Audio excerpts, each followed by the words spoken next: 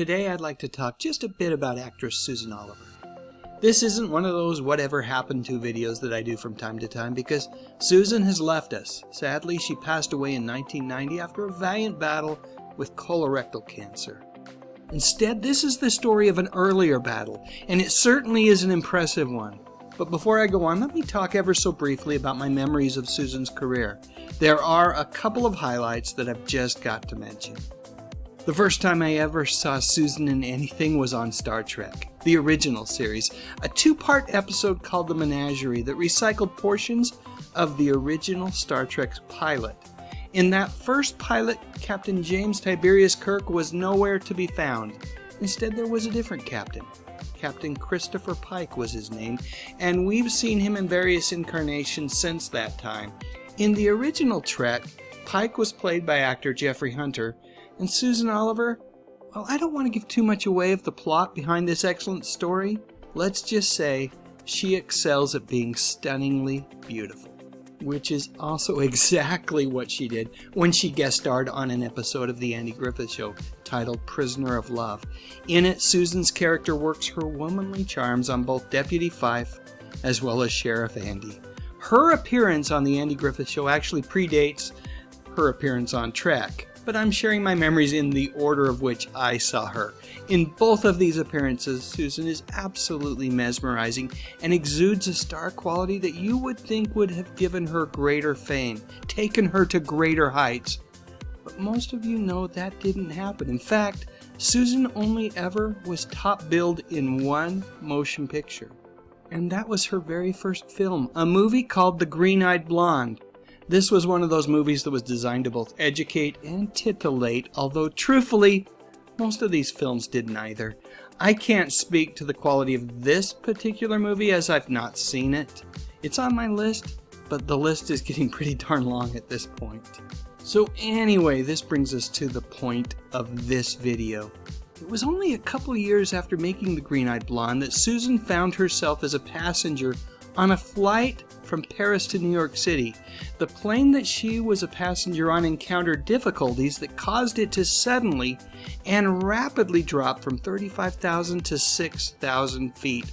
There was mass pandemonium on the plane, and quite frankly, I can only imagine that Susan, along with the rest of the passengers, well, they all thought they were going to die. Fortunately, the plane was able to land safely. But on the next day, Susan learned that on the prior day, the same day that she almost plummeted to her death, Buddy Holly, Richie Valens, and the Big Bopper all plummeted to their deaths on a different plane. Her realization regarding just how close that she had come to dying was absolutely terrifying and created a phobia that haunted her for years afterwards. So for the next few years, Susan would only accept roles that she could travel to via automobile, bus, or train.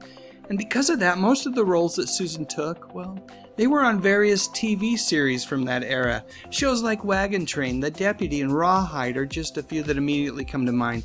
Those roles allowed her to work close at home and stay out of the air. Truthfully though, Susan knew that she needed to overcome this fear, not just because it was impacting her career, but also because she did not like the feeling of being afraid. The first thing that she did was to go see a hypnotist. She knew that the mind is a powerful thing, and if she could get something, do anything to give her an edge, she might be able to kick this fear of hers in the butt. She followed up those visits with a trip to a small airport alongside local California newsman Hal Fishman. Hal was an airplane nut, and he took her on a short flight over Los Angeles in a small plane, a Cessna 172. And the very next day, Susan returned to the airport on her own and asked about how she might obtain her pilot's license. Over the next few years, Susan did way more than just obtain her license. She became a top-notch pilot on her own, and in 1970, she co-piloted a Piper Comanche to victory in a 2,700-mile transcontinental race called the Powder Puff Derby.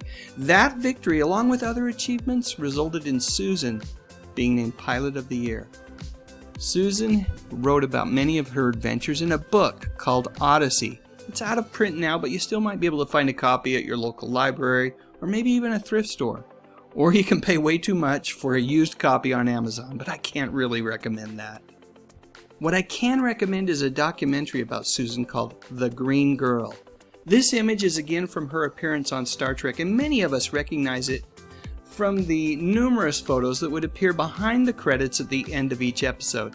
It is from this image that the documentary gets its name, because this is the most recognizable image of Susan. Like the poster says, while to millions of Star Trek fans, she was the Green Girl, for the first generation raised on TV, she was indeed so much more. Anyway, at the time of this video's publication, if you have Amazon Prime, you can stream it from there. I also believe that it's available to stream for free on Tubi. And before I go, I just have to say thank you to Brad Kaplinski. A few months back, I created a Patreon account and then almost immediately forgot about it. Not sure how Brad even found it, but because he did, he is my very first patron, and I am incredibly grateful to him because of that. If anyone else is interested in supporting my efforts as a patron, there is a link to my Patreon account in this video's description section. Alright, back to Susan. What can I say? I absolutely love this photo, and I love the resilience, the tenacity, the out-and-out bravery of this special woman. I'm sorry, but if I had been through what she went through, I'm not sure I would ever get back in the air again. She really was something special.